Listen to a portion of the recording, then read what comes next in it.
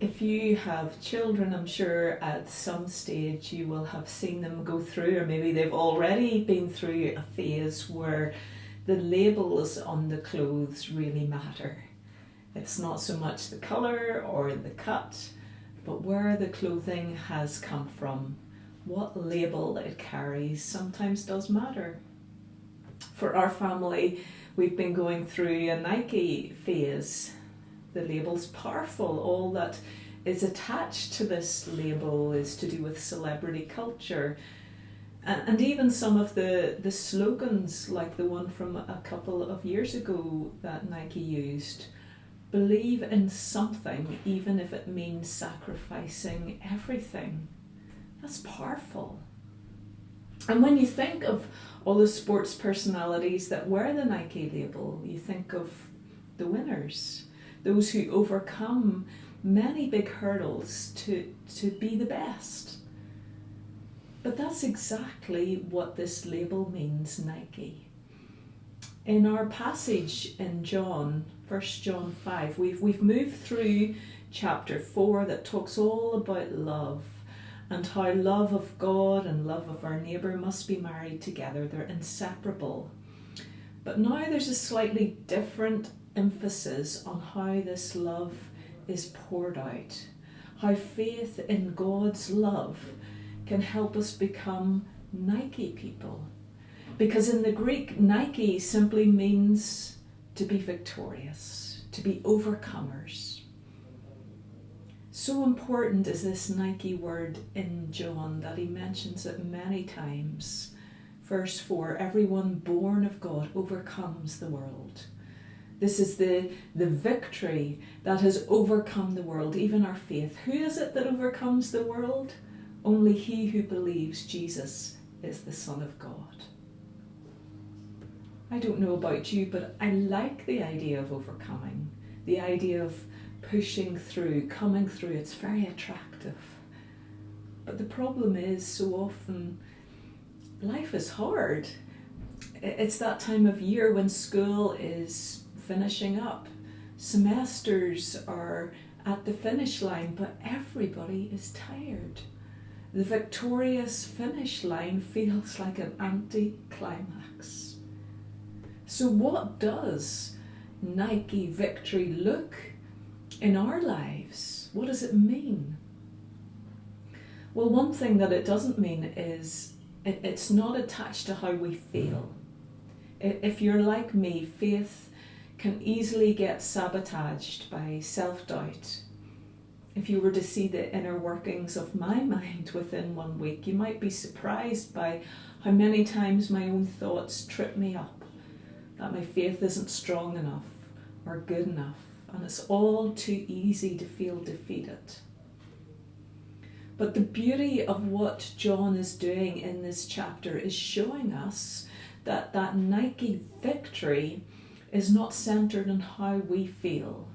It's not a subjective experience, but rather it all depends on where our faith is directed to, the object of our faith. Verse 1 says, everyone who believes that Jesus is the Christ has been born of God. Do you see the tenses here? When we believe in the present in Jesus, it's proof that something has already happened, that we have been born of God. God has already called us, already loved us, already held us. So often we can talk ourselves out of our jobs thinking we're not up to it, but God knew us before we were born, before the foundation of the world. One of my colleagues back home was going through a really difficult phase of ministry. So difficult he was ready to pack it all up and give in.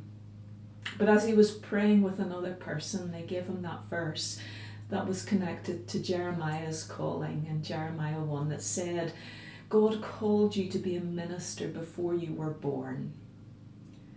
And that sense of calling helped get him on that solid footing again. But it's not just the tenses that matter here, it's the object of the faith. John was speaking to this congregation that was really torn apart by competing voices. Who are you going to listen to? This group over here who promises a higher, superior spirituality, a secret higher truth without the cost of moral obligation. But that group downplayed the bodily reality of Christ. Or are you going to listen to this group that John was trying to encourage them, the community of the beloved? And it's the same in our context today. Who do you listen to? Who do you believe? You go on social media, you see all this array of voices pushing out different opinions, and it's confusing. But like this sharp ray of light, John projects the one testimony that's worth listening to, the one testimony that brings victory, the one you can really believe in, he says, is the one who comes with water and with blood. That's Jesus. And the reason John wants to direct his people to Jesus again is because he knows that no one is going to love them in the same way that Jesus did.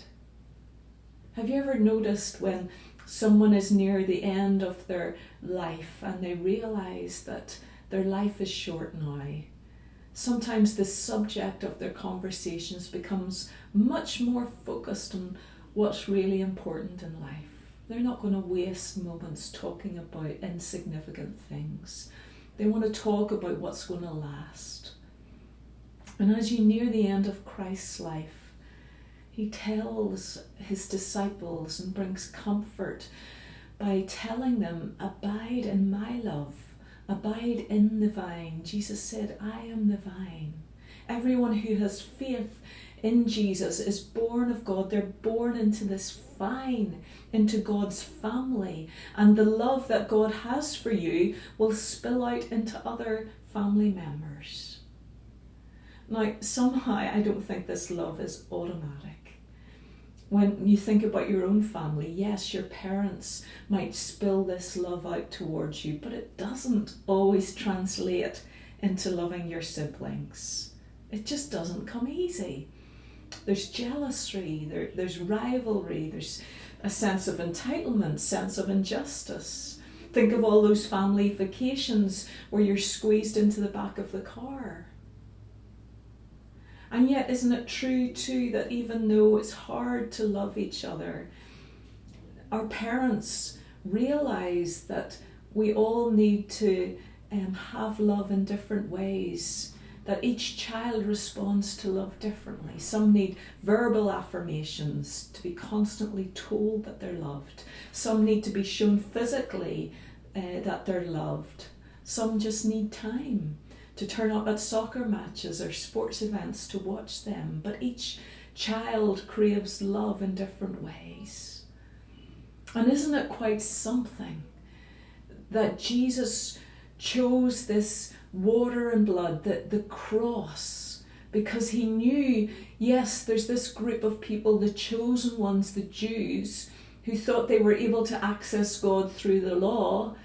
But even then, God's love was not breaking through to them because they were getting distant and hardened. But for the Gentiles to get in, they needed another way that wouldn't be through the law.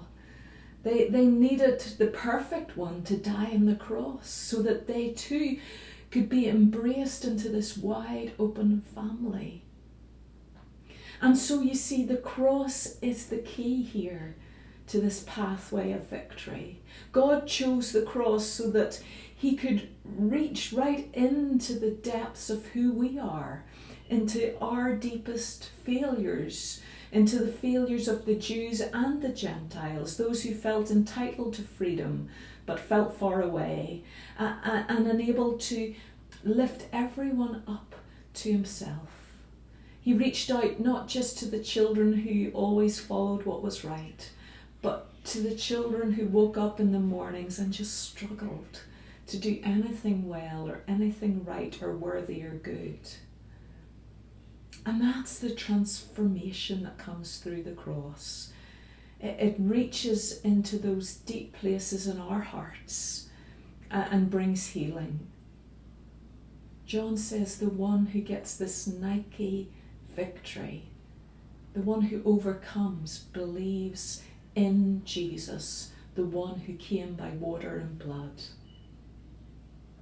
There seems to be a suggestion that the people who were opposing John's ministry were teaching that Christ's shed blood didn't matter. It was only his baptism that mattered, not the sacrifice. But when you think about love, isn't it true that one of the proofs that someone really loves you is when they stay with you when life takes a turn for the worse? That's when you really discover friendships, whether they're at a surface level or at a deeper level. And when we think of Christ's love for us, even though his own followers were deserting him until only the women were left, Christ saw it through. Christ stayed on the cross for you. He took on all the depths of our curse and stayed until that moment when it was finished, willing to go to the deepest place of pain, rejection, failure, forsakenness, and transform it to victory. Nike victory can only come through the cross. So often I know in life and in institutions we focus on one aspect of Christ. Bart, in his Dogmatics and Outline, talked about how the Eastern Church loved to focus on the exaltation of Christ being raised up. But the problem is, if you only focus on that aspect of Christ being raised up, he can feel far away, and man can feel remote from this kind of God. The church in the West focused on the cross, on the humiliation, where God was put in humanity's place. But if you just stay there, you don't get a chance to see how humans can be raised up to be with Christ and God. Bart says you need both. You need God coming into the most inconceivably dark place in our lives, meeting us there in our failures, but then helping us find this way out. You need the cross and you need the crown. Bart writes, it's the very depth of the Godhead, the greatness of his glory, which is revealed in the very fact that it can also completely hide itself in the sheer opposite, in the profoundest rejection, the greatest misery. God puts himself into the creature's need and does not abandon it to itself. Christ stayed on the cross out of love. He didn't leave whenever he thought we weren't living up to our side of the bargain. He didn't leave when he thought we might choose something or someone other than himself. He didn't leave when the pain got too much. He stayed. He took on the darkness in order to raise us up so that we could be free. And so Bart says, he makes the misery of the creature his own. To what end? So that the creature may go free, so that the burden which it has laid upon itself may be borne away.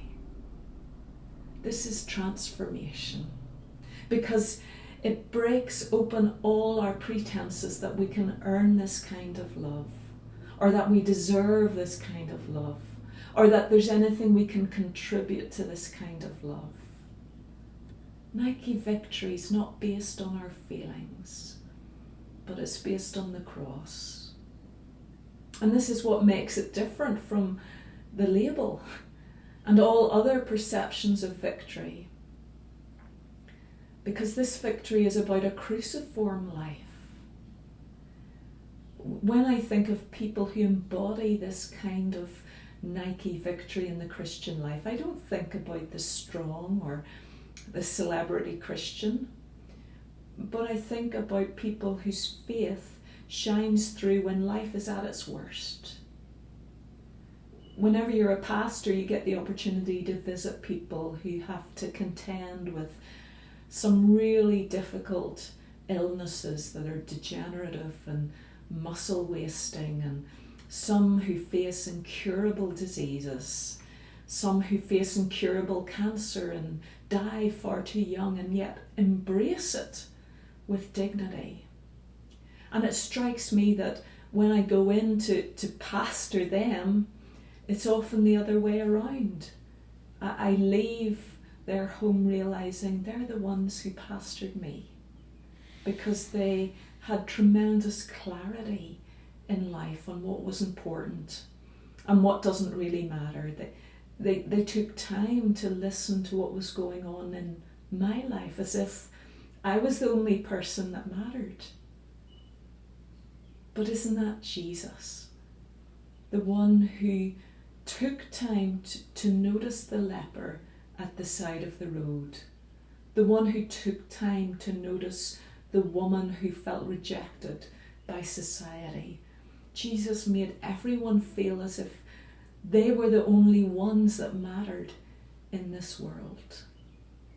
I think of Marva Dawn, who died earlier this week, who many of you will have known and even met personally, after having suffered so many physical ailments, and yet wrote with such clarity and conviction on how to prioritise God.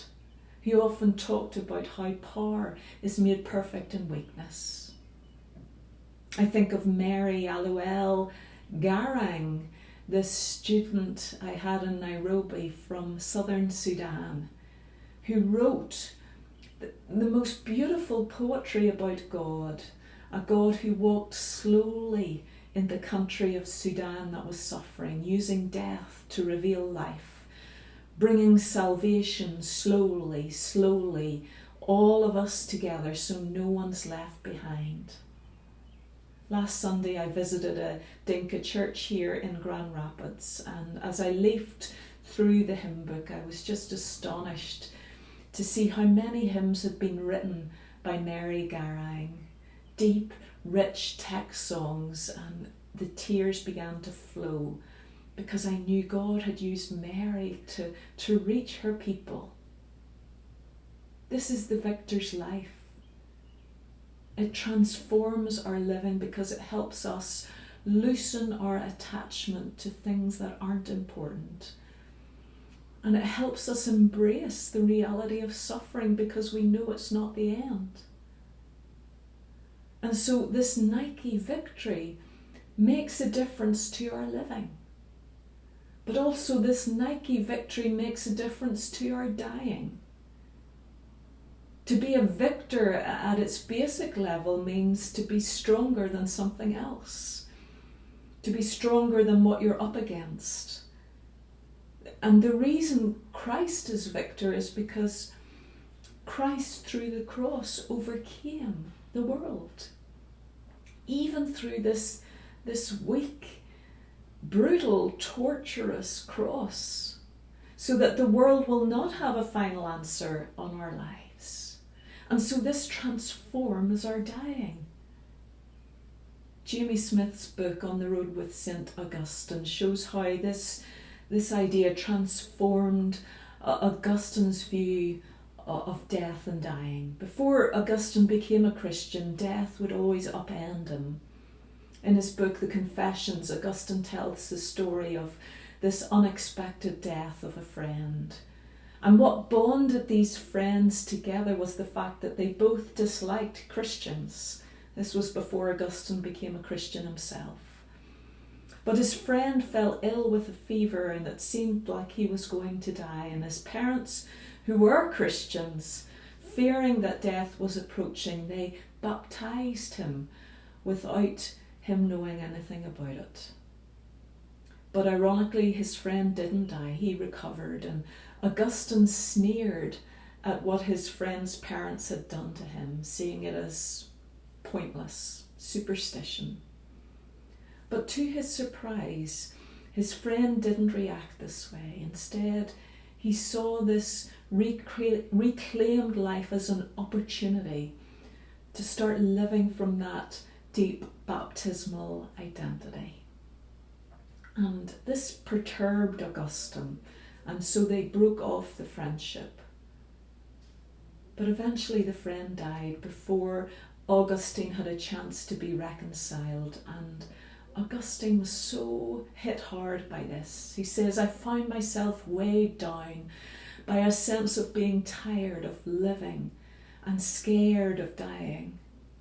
I suppose that the more I loved him, the more hatred and fear I felt for the death which had taken him from me, as if it were my most ferocious enemy.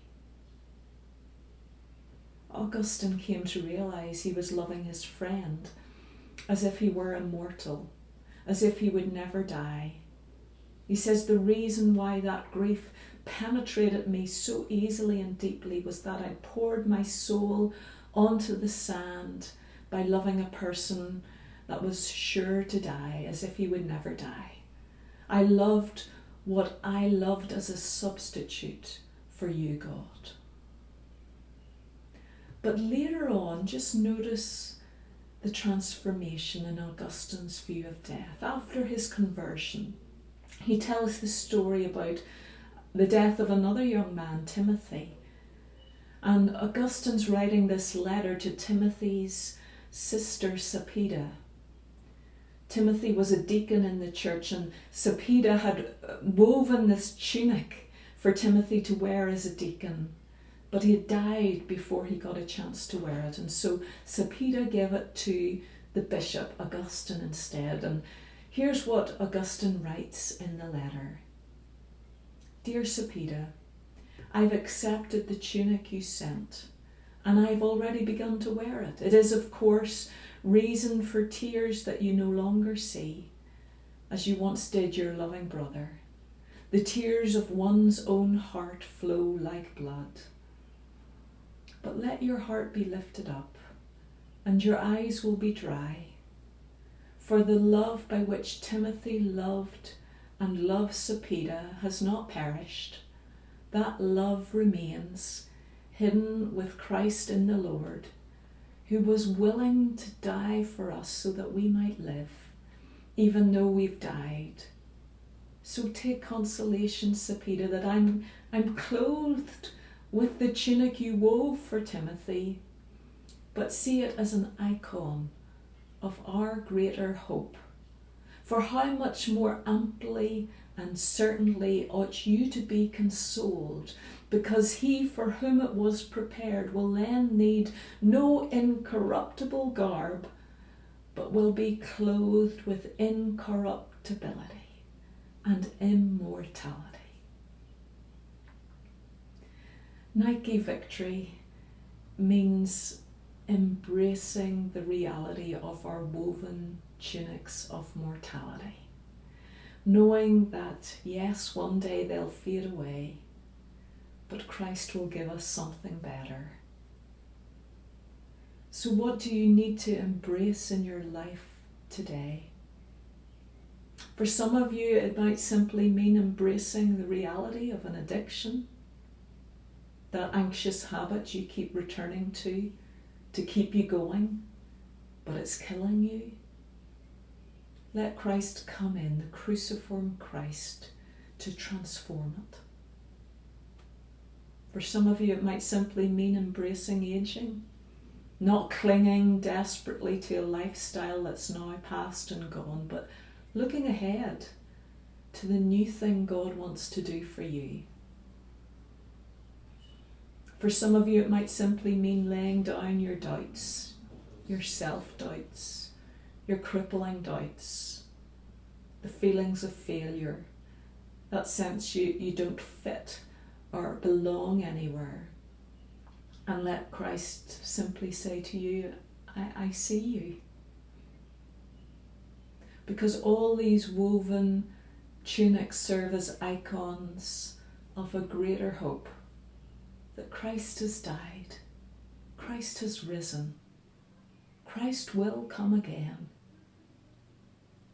Nike. Victory not attached to our feelings, but to this person, Jesus Christ. So may God help you embrace that person and know deep love and deep freedom today.